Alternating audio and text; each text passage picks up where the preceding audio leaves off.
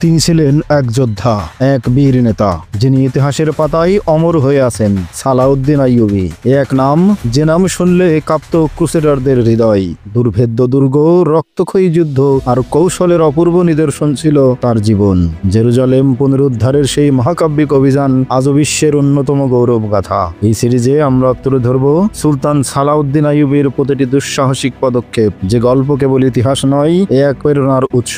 আসুন ফিরে যাই সেই সময়ের স্রোতে, জেনে নেই সেই মহান বীর যোদ্ধার জীবন গাথা। ফেইথ অ্যান্ড ফ্যাক্টস এর আয়োজনে সালাউদ্দিন আইয়ুবীর দুঃসাহসিক অভিযানের আজকের পর্বে আপনাকে স্বাগতম। সালাউদ্দিন আইয়ুবী মিশরের গভর্নর হয়ে আসলে 50,000 সৈন্যের একজন কমান্ডার জেনারেল নাজি সালাউদ্দিন আইয়ুবীর সম্মানে সংবর্ধনা অনুষ্ঠানের আয়োজন করেন। সেখানে দামি খাবার এবং সুন্দরী নারীদের দিয়ে তাকে অভ্যর্থনা জানান। এটা দেখে বিরক্ত হন সালাউদ্দিন আইয়ুবী এবং সেখান থেকে তিনি প্রস্থান করেন। জেনারেল নাজি পরবর্তীতে একজন সুন্দরী নর্তকীর মাধ্যমে সালাউদ্দিন আইয়ুবীকে হাত করার ফাঁদ পাতেন। কি ঘটেছিল সালাউদ্দিন আইয়ুবীর পরবর্তী জীবনে? কিভাবে তিনি মোকাবেলা করেছিলেন সুচতুর জেনারেল নাজির সেই সুন্দরী নারীর ফাঁদ? চলুন আজকের পর্বে বিস্তারিত বলবো আপনাদের সেই ঘটনা। 2 ঘন্টা পর গভর্নর হাউস থেকে বেরিয়ে এলো জেনারেল নাজি। দ্রুত এগিয়ে গেল ঘোড়ার দিকে। এক লাফে ঘোড়ায় চড়ে দৃষ্টির আড়াল হয়ে গেল। রাত নেমেছে। নাজির খাস কামরায় কয়েকজন বিশ্বস্ত বন্ধুকে নিয়ে মদের আসর বসিয়েছে। নাজি বলল, যৌবনের তেজ কয়েকদিনের মধ্যেই ঠান্ডা করে দেব। কমবক্ত। বলল কি জানো? বলল, কাবার প্রভুর শপথ, মুসলিম বিশ্ব থেকে খ্রিস্টানদের বিতাড়িত করে তবেই আমি বিশ্রাম নেব। সালাউদ্দিন আইয়ুবী। সহকারী সালারের কণ্ঠে তাচ্ছিল্যের সুর। ইসলামী রাষ্ট্রের দম ফুরিয়ে গেছে, সে এখনো এ খবর জানে না। এখন তো সুদানিরা দেশ চালাবে। অন্য একজন কমান্ডার প্রশ্ন করল, 50,000 ফৌজের সবাই সুদানি, একথা তাকে বলেননি? বলেননি যে ওরা আপনার নির্দেশে খ্রিস্টানদের বিরুদ্ধে যুদ্ধ করবে না? তোমার কি মাথা খারাপ অ্যাড্রোস? আমি বরং তাকে নিশ্চয়তা দিয়েছি। নাজি বলল, বলেছি আপনার ইশারা পেলে আমার সৈন্যরা খ্রিস্টানদের ছিঁড়ে টুকরো টুকরো করে ফেলবে। কিন্তু থেমে গেল নাজি। কিন্তু কি? মিশরের লোকদেরকে ফৌজিতে ভর্তি করার জন্য সে আমাকে নির্দেশ দিয়েছে। কারণ ফৌজও এক এলাকায় থাকা নাকি উচিত নয়। সে মিশরের লোকদের আমার সেনাবাহিনীর অন্তর্ভুক্ত করতে চাইছে। আপনি কি বললেন? বলেছি আপনার নির্দেশ পালন হবে, কিন্তু আমি তা করব না। তার মানসিকতা কেমন বুঝলেন? জিজ্ঞেস করল তার বন্ধু। একরোখাও জেদি। আপনার বুদ্ধি আর অভিজ্ঞতার সামনে সে এখনো শিশু। নতুন গভর্নর হয়ে এলো তো, কদিন পরেই পদের নেশাই পেয়ে বসবে। নাজি বলল, আমি তার এই নেশা দূর করব না। নেশাই নেশাই তাকেই নিঃশেষ করব। ওরা অনেকক্ষণ ধরেই আইয়ুবীকে নিয়ে কথা বলল। নতুন গভর্নর এই মুকুটহীন সম্রাটের পথে বাধা হয়ে দাঁড়ালে কি পদক্ষেপ নেওয়া হবে তাও আলোচিত হলো। অন্যদিকে সালাউদ্দিন আইয়ুবী তার সহকারীদের বলছিলেন, আমি এখানে রাজা হয়ে আসিনি, কাউকে রাজত্বও করতে দেব না। তিনি আরো বললেন, আমাদের সামরিক শক্তির প্রয়োজন। এখানকার সেনাবাহিনীর গঠন পদ্ধতি আমার পছন্দ নয়। 50,000 ফৌজের সবাই সুদানি, অথচ সব এলাকার লোকদেরই সৈন্য হবার অধিকার আছে। এভাবে ওদের জীবনের মানও উন্নত হবে। সব এলাকা থেকে আমি সেনাবাহিনীতে লোক ভর্তি করার জন্য নাজিকে বলে দিয়েছি। নাজি কি আপনার নির্দেশ পালন করবে? একজন সহকারী প্রশ্ন করল। কেন? সে কি আমার হুকুম অমান্য করবে নাকি? করতেও পারে। ফৌজের সর্বময় কর্তা তিনি কারো নির্দেশ পালন করেন না, বরং অন্যদের তার নির্দেশ পালন করতে বাধ্য করেন। এ কথাই সালাউদ্দিন একটু নীরব রইলেন। তবে তার চেহারায় কোনো ভাবান্তর দেখা গেল না। তিনি কি ভাবছেন তা বুঝে ওঠার আগেই আলী বিন সুফিয়ানকে রেখে অন্যদের বিদায় জানালেন তিনি। আলী মধ্যবয়সী একজন চৌকস গোয়েন্দা লিডার, কুশলী, সাহসী ও অসম্ভব বাকপটু। গুপ্তচর বৃত্তির জন্য সে বিশ্বস্ত ও নিবেদিত প্রাণ কিছু লোককে ট্রেনিং দিয়ে পারদর্শী করে তুলেছে। তাদের নিয়ে গড়ে তুলেছে নিজস্ব গোয়েন্দা দল। আকাশ থেকে তারকা ছিনিয়ে আনতে বললেও যারা পিছপা হবে না। চিন্তা চেতনার দিক থেকে সে ছিল আইয়ুবীর সমমনা। সালাউদ্দিন তাকে বাগদাদ থেকে সাথে করে নিয়ে এসেছিলেন। শুনলাম তো, চিনতে ভোর না করলে বলবো লোকটি ধুরন্ধর ও বড় ধরনের ক্রিমিনাল, বললেন আলী। তার ব্যাপারে আগে থেকেও আমি কিছুটা জানি। জনগণের টাকায় লালিত সেনাবাহিনী এখন তার নিজস্ব ফৌজ। তার ষড়যন্ত্রের ফলে প্রশাসনিক কাঠামো দুর্বল হয়ে পড়েছে। সব এলাকার লোকই সেনাবাহিনীতে ভর্তি করার প্রয়োজন। আপনার এই সিদ্ধান্ত সময় উপযোগী এবং সঠিক। আমার তো আশঙ্কা হচ্ছে সুদানি সৈন্যরা প্রয়োজনের সময় আপনার হুকুম অমান্য করে তারই অনুগত্য করবে। বলা যায় না, ফৌজের প্রশিক্ষণ পদ্ধতি পরিবর্তন করে নাজিকে আপনার অপসারণ করতেও হতে পারে। না না, নাজির মতো প্রভাবশালী ব্যক্তিকে এখনোই বিরূপ করতে চায় না, বললেন সালাউদ্দিন। এই মুহূর্তে তাকে অপসারণ করা ঠিক হবে না। নিজেদের রক্ত ঝরানোর জন্য আমি অস্ত্র হাতে নেইনি, আমাদের তরবারি শত্রুর জন্য। আমি আগে ভালোবাসা দিয়ে তাকে পরিবর্তন করতে চেষ্টা করব। তুমি বর্তমান সেনাবাহিনী আমাদের কদ্দূর কাজে আসবে তাই বোঝার চেষ্টা করো। আলী বললেন, আপনার ভালোবাসা তাকে শুধরাতে পারবে বলে মনে হয় না। সালাউদ্দিন যা ভেবেছিলেন নাজি ততটা সহজ ছিল না। ভালোবাসা শব্দটি তার অভিধানে ছিল না। তার সব প্রীতি ও মমতা ছিল ক্ষমতার সাথে। ক্ষমতার প্রশ্নে এসেছিল অত্যন্ত কঠোর। মানুষ হিসেবে ছিল অসম্ভব ধূর্ত। ষড়যন্ত্র ছিল তার হাতিয়ার। কাউকে ফাঁসাতে চাইলে তার সাথে মোমের মতো কমল ব্যবহার করত। আইয়ুবীর সাথে তার ব্যবহার ছিল অনুগত দাসানুদাসের মতো। তার সামনে সে কখনো বসত না। আইয়ুবীর প্রতিটি কথাই জি হুজুরি ভূমিকা পালন করত। নিজের ইচ্ছার বিরুদ্ধে সে মিশরের সকল অঞ্চল থেকেই সেনা ভর্তি শুরু করে দিয়েছিল। সময় এগিয়ে যাচ্ছে, আইয়ুবীও তাকে একটু একটু পছন্দ করা শুরু করেছেন। নাজি তাকে আশ্বাস দিয়েছিলেন, সেনাবাহিনী আপনার নির্দেশের অপেক্ষায়। ফৌজের পক্ষ থেকে নতুন গভর্নরকে গার্ড অব অনার দেওয়ার প্রস্তাবও দিল সে, কিন্তু ব্যস্ততার কারণে তিনি তার এই আমন্ত্রণ মুলতবি রাখলেন। রাত নেমেছে। নিজের কক্ষে দুজন কমান্ডার নিয়ে মদ পান করছিল নাজি। মৃদু লয়ে বাজছে সঙ্গীতের সুর মূর্ছনা। তালে তালে নাচছে দুজন নর্তকী। পায়ে নুপুর নেই, বেআব্রু দেহের ভাজে ভাজে মাদকতা। প্রহরী ভেতরে এসে নাজির কানে কানে কি যেন বলল। মোদির আবেশে মত্ত নাজির আনন্দে বিঘ্ন ঘটাবার সাহস আরও ছিল না। কিন্তু এই আসর থেকে তাকে যে কোনো সময় তুলে নেওয়া যায়, প্রহরী তা জানত। উঠে দাঁড়ালেন নাজি। প্রহরী তাকে একটি কক্ষে নিয়ে গেলেন। সুদানি পোশাক পরে একজন লোক বসে আছে, তার সাথে এক যুবতী। নাজিকে দেখে দুজন উঠে দাঁড়ালো। যুবতীর রূপ মাধুর্য দেখে নাজি খানিক হতভম্বের মতো তাকিয়ে রইল। সে নারী শিকারী। শুধু ভোগের জন্যই নয়, বড় বড় অফিসারদেরকে ব্ল্যাকমেইল অথবা তাদেরকে হাতে রাখার জন্য সুন্দরী যুবতীদের ব্যবহার করত নাজি। কসাই যেমন পশু দেখলে গোশত পরিমাণ করতে পারে, সেও প্রথম দেখাতেই বুঝতো কাকে দিয়ে কোন কাজ করানো যায়। নারী ব্যবসায়ীরা প্রায়শই তার কাছে মেয়ে নিয়ে আসতো। বিক্রেতা যুবতীর ব্যাপারে বলল, দারুণ স্মার্ট, নাচতে পারে, গাইতে পারে, মুখের মধ্যে পাথরও গলিয়ে দিতে পারে। নাজি ওর ইন্টারভিউ নিয়ে চমৎকৃত হলো। ভাবলো একটু তৈরি করে নিলে সে যে কোনো কাজেই ব্যবহার করা যাবে। দাম দস্তর শেষে টাকা নিয়ে চলে গেল লোকটি। নাজি ওকে নিয়ে চলে এলো জলসা ঘরে। নাচতে বলল তরুণীকে। দেহের বাড়তি কাপড় ফেলে দিয়ে দুপাক ঘোরাতেই হা হয়ে গেল তিন দর্শক। ফ্যাকাশে হয়ে গেল আগের দু নর্তকীর চেহারা। নতুন মেয়েটার সামনে ওরা এখন মূল্যহীন বাসি ফুল। আসর ভেঙে দিল নাজি। নতুন মেয়েটাকে রেখে সকলকে বিদায় করে দিল। নাম কি সুন্দরী? জিজ্ঞেস করলো নাজি। আমার নাম জুলি। তোমাকে যে দিয়ে গেল সে বলেছে তুমি নাকি পাথর গলাতে পারো।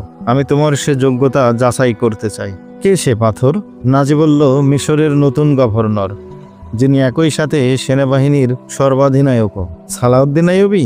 হ্যাঁ, যদি তাকে বসে আনতে পারো তবে তার ওজন সমান সোনা তোমার পুরস্কার। তিনি কি মদ পান করেন? জিজ্ঞেস করলেন জুলি। না, মুসলমান শুকুরকে যেমন ঘৃণা করে, সে মদ, নারী, নাচ ও গান, ভোগবিলাসকে তেমনি ঘৃণা করে। শুনেছি আপনার কাছে এমন সব যুবতী রয়েছে যাদের দেহের জাদুতে নীল নদের স্রোতকেও রুদ্ধ করে দিতে পারে। ওরা কি ব্যর্থ? এখনো পরীক্ষা করে দেখিনি। আমার বিশ্বাস তুমি এ কাজ করতে পারবে। সালাউদ্দিনের বিশ্বাস ও চরিত্র সম্পর্কে আমি তোমাকে বিস্তারিত বলবো। জুলি বলল, তাকে কি বিষ খাওয়াতে হবে? এখন নয়, তার সাথে আমার কোনো শত্রুতা নেই। আমি চাই সে তোমার মতো রূপসীর আসলে বাধা পড়ুক। তারপর তাকে আমার পাশে বসিয়ে মদ খাওয়াবো। মারতে চাইলে তোমার প্রয়োজন নেই। ঘাতক দলকে দিয়ে সহজেই তা করানো যায়। তার মানে আপনি দুশ্মনী নয়, বন্ধুত্ব চাইছেন।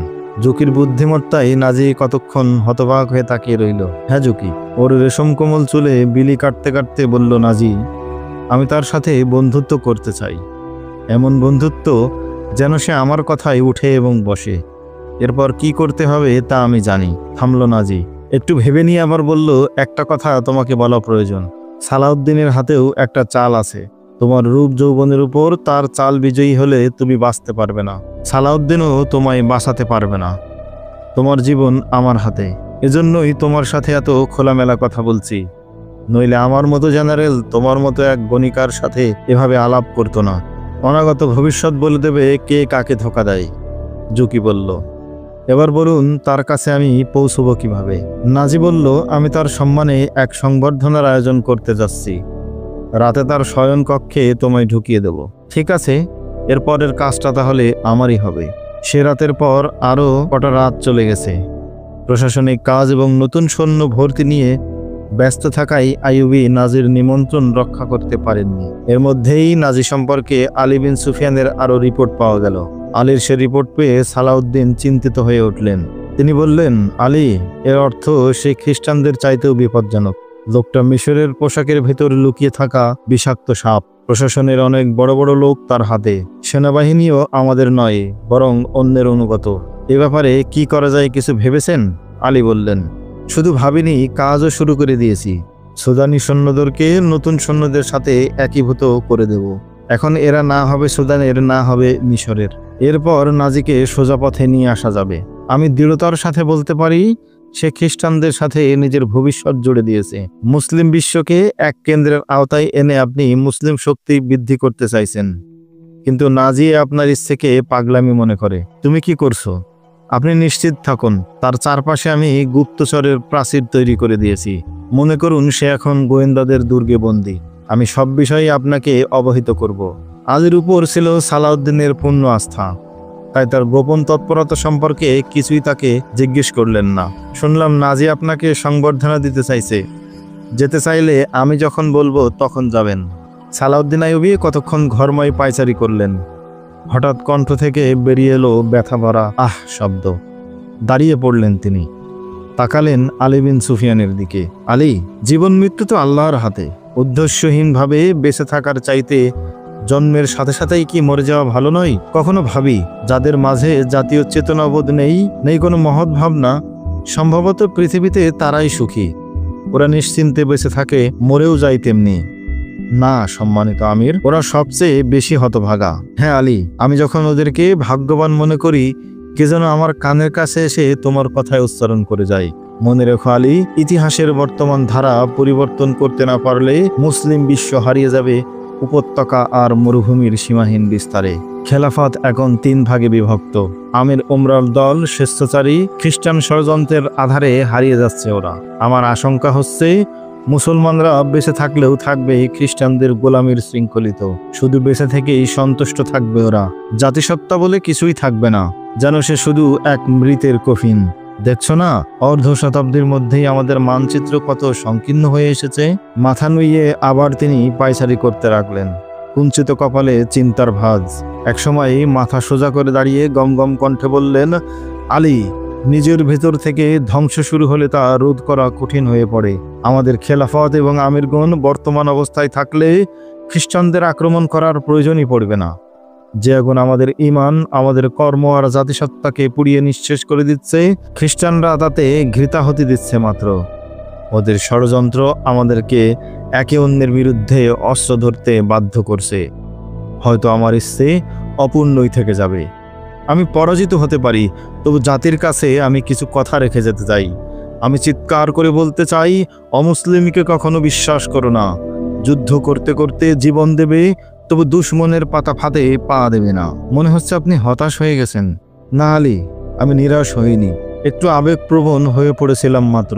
আলী, সংশ্লিষ্ট দায়িত্বশীলদের কাছে আমার নির্দেশ পৌঁছে দাও। সেনা ভর্তি আরও তীব্রতর করো। যুদ্ধে অভিজ্ঞ ব্যক্তিদের সবসময় প্রাধান্য দেবে। সৈন্য ভর্তির বাধ্যতামূলক শর্ত হলো ইসলামী আমল আখলাক। শক্তিশালী গোয়েন্দা নেটওয়ার্ক গড়ে তোলার দিকে বিশেষ নজর দেবে। ওদেরকে স্পেশাল গেরিলা ট্রেনিং দেবে। শত্রুর এলাকায় গিয়ে কাজ করতে হবে ওদের। ওরা হবে সুইসাইড স্কোয়াড। গেরিলাদের জন্য বিশেষ প্রশিক্ষণের ব্যবস্থা করো। ওদের থাকতে হবে উটের মতো দীর্ঘ সময় ক্ষুৎপিপাসা সহ্য করার শক্তি। দৃষ্টি হবে ঈগলের মতো, মরু শিয়ালের মতো হবে সতর্ক। চিতাবাঘের মতো ওরা ঝাঁপিয়ে পড়বে শত্রুর উপর। শক্তি, সাহস আর বুদ্ধিমত্তা হবে অনন্য। মদ, হাসিস বা এ জাতীয় মাদকাসক্তি থেকে মুক্ত থাকতে হবে ওদেরকে মোকাবেলা করতে হবে সেই সব নারীদের যৌবনের পরশা সাজিয়ে চোখের মদির নেশা জাগিয়ে যারা আসবে ওদের সবল হানতে।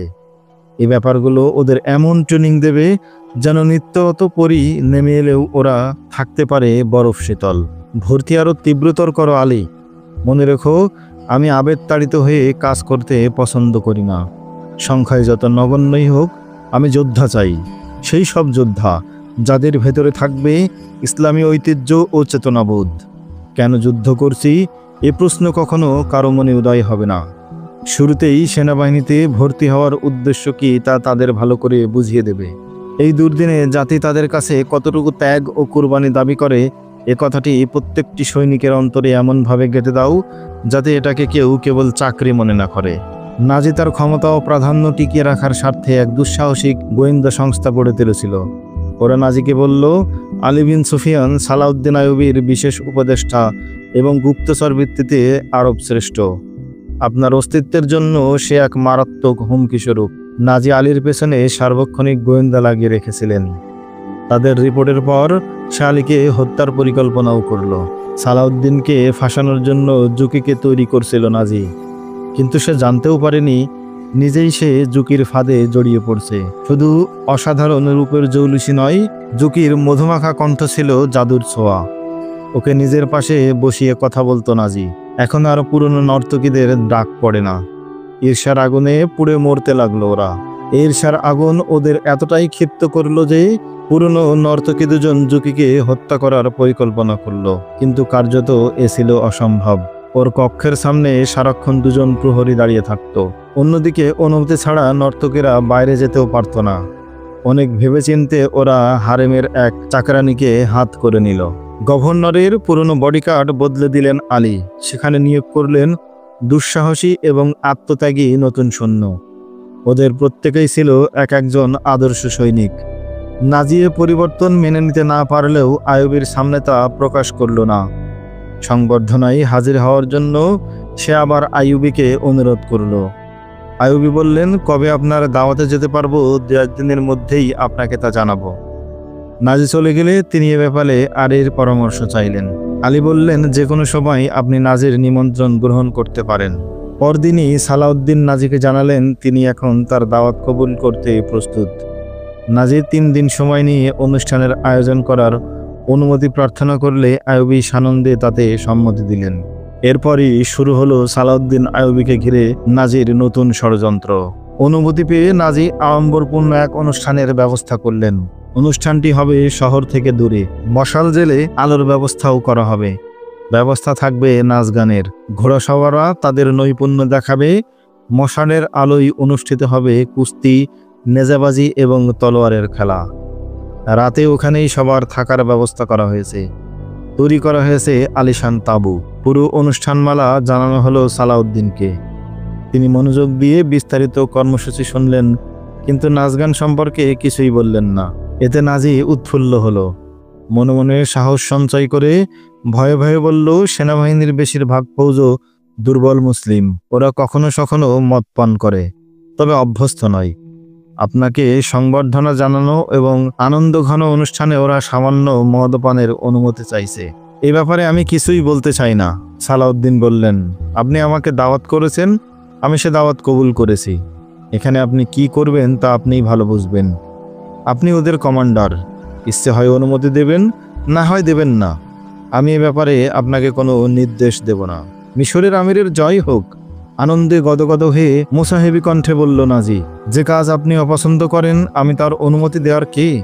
নেহায়েত আপনাকে উপলক্ষ করে ওরা একটু আনন্দ করতে চাইছে, নইলে এ প্রস্তাব আমি কিছুতেই ওঠাবার দুঃসাহস করতাম না। সংবর্ধনা অনুষ্ঠানের সংবাদ চারিদিকে ছড়িয়ে পড়ল। শুনল সালাউদ্দিনের কর্মচারীরাও। আইয়ুবী নাচ গান ও মদের অনুষ্ঠানে যাবেন শুনে ওরা হতভম্ব হয়ে গেল। চাইতে লাগলো একে অপরের দিকে। কেউ বলল, নাজি মিথ্যা বলে সকলকে চমৎকৃত করতে চাইছে। কারো ধারণা, নাজি সালাউদ্দিনকেও হাত করে নিয়েছে। এ সংবাদে সবচেয়ে বেশি খুশি হলো নাজির লোকেরা। দায়িত্ব গ্রহণ করার পরপরই সালাউদ্দিন আইয়ুবী ভোগবিলাস ও নাচ গান নিষিদ্ধ ঘোষণা করেছিলেন। সেনাবাহিনীর জন্য কঠোর নিয়ম পালন বাধ্যতামূলক করা হয়েছিল। এ নিয়ম ভাঙার দুঃসাহস কারো ছিল না। সালাউদ্দিন আজ নাচ গান ও মদের অনুমতি দিয়েছেন, কাল নিজেই এতে অভ্যস্ত হয়ে উঠবেন এ ভেবে নাজি মহাখুশি। কেবলমাত্র আলী বিন সুফিয়ান জানতেন এর গূঢ় রহস্য। এছাড়া আর কেউ জানতো না কেন নাজিকে অনুষ্ঠানে নাচ গান আর মদ পরিবেশনের অনুমতি দেওয়া হয়েছে। রাত নেমেছে, থোকা থোকা জ্যোৎস্না ঝরে পড়ছে মরুর বালুকারাশির উপর। হাজার হাজার মশালের আলো দিনের আলোর মতো উজ্জ্বল মনে হচ্ছে এলাকাকে। প্রশস্ত ময়দানের এক পাশে ফৌজ সারি বেঁধে দাঁড়িয়ে আছে, বিপরীত দিকে সালাউদ্দিন আইয়ুবীর বসার স্থান, যেন কোনো সম্রাটের মসনদ। মসনদের ডানে বাঁয়ে চেয়ার সাজানো, একটু দূরে অতিথিদের তাঁবু, আর একটু সরে গিয়ে বিশাল এক তাঁবু তৈরি হয়েছে সালাউদ্দিন আইয়ুবীর অবকাশ যাপনের জন্য। সূর্য ডোবার পূর্বেই আলী বিন সুফিয়ান ওখানে পৌঁছে তাঁবুর চারপাশে কড়া পাহারা বসালেন। অন্যদিকে নাজি শেষবারের মতো জুকিকে দায়িত্ব বুঝিয়ে দিচ্ছিল। নজর কাড়া রূপ লাবণ্যে জুকিকে মনে হচ্ছিল স্বর্গের অপ্সরা। তার দেহ থেকে ছড়িয়ে পড়ছিল হালকা সুবাস। সে সুবাসে পরিবেরে হয়ে উঠেছিল অপূর্ব, মোহনীয় ও মাদকতাময়। তার নিরাভরণ কাঁধে সোনালি চুলের বাহার, শরীরে পোশাকের স্বচ্ছ প্রলেপ। সে প্রলেপের ভেতর থেকে উকি দিচ্ছিল এক অনুপম শিল্প সুষমা। সে সুষমাই ছিল মাখন কোমল এক মোমের পুতুলের জীবন্ত সজীবতা। গভীর চোখে জুকির দিকে তাকিয়ে রইল নাজি। বলল, তোমার এই মাতাল করা রূপ যৌবন হয়তো তাকে প্রভাবিত করতে পারবে না। তখন চালাবে ভাষার জাদু। এতদিনের ট্রেনিং ভুলে যেও না। দেখো আবার তার বাদী হয়ে না যেও। মনে রেখো, তুমি হবে অচিন নগরের সেই ফোঁটা ফুল, যা ঝরতে গেলে ধরা যায় না, আবার সেখান থেকে চৌকো ফেরানো যায় না। জুকি, তুমি সেই আলো, যার হাত থেকে কোনো পতঙ্গের নিস্তার নেই। তুমি সেই মায়াবিনী, রক্তমাংসের কোনো মানুষের সাধ্য নেই তার আকর্ষণকে উপেক্ষা করে। মনে রেখো, সালাউদ্দিনও মানুষ। ওকে তুমি তোমার পায়ের কাছে বসতে বাধ্য করবে। ক্লিওপেট্রা তার রূপ যৌবন দিয়ে লৌহ মানবকে গলিয়ে মরুর বালির সাথে মিশিয়ে দিয়েছিল। সে তোমার চেয়ে বেশি সুন্দরী ছিল না। আমি তোমায় যা শিখিয়েছি তা ক্লিওপেট্রারই পদ্ধতি। নারীর এ চাল কখনো ব্যর্থ হয় না। মৃদু মৃদু হাসছিল জুকি, মনোযোগ দিয়ে শুনছিল নাজির কথা। মিশরের বালুকারাশি থেকে জন্ম নিয়েছিল ক্লিওপেট্রার মতো রূপসী নাগিন। ইতিহাস আরও একবার সেই অতীতে ফিরে যাচ্ছিল। কি ঘটল সালাউদ্দিন আইয়ুবের ভাগ্যে? জুকি কি পেরেছিল সেই লৌহ মানবকে গলিয়ে মরুভূমির সাথে মিশিয়ে দিতে? দেখতে চোখ রাখুন আমাদের আগামী পর্বে। আজকের মতো আল্লাহ হাফেজ। আসসালামু আলাইকুম।